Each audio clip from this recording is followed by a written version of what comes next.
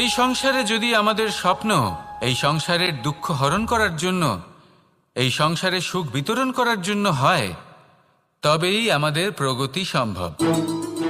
যদি আমাদের এই স্বপ্ন শুধুই আমাদের এবং আমাদের স্বার্থ সিদ্ধির জন্য হয়, তাহলে এই স্বপ্ন আমাদের অন্ধ করে দেবে, আমাদের অন্ধকারের পথে নিয়ে যাবে, আর আমরাও সেই কীটের মতো হয়ে যাব।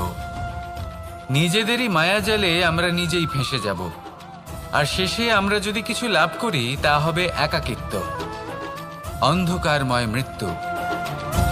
তাই স্বপ্ন অবশ্যই দেখুন, কিন্তু এমনভাবে স্বপ্ন দেখবেন না যে তার এই বন্দিগৃহে আপনি নিজেই ফেঁসে গেলেন।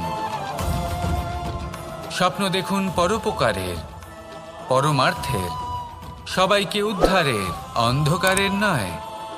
তবেই কল্যাণ হবে, আর তবেই এই হৃদয় প্রসন্ন হয়ে বলবে রাধা রাধা।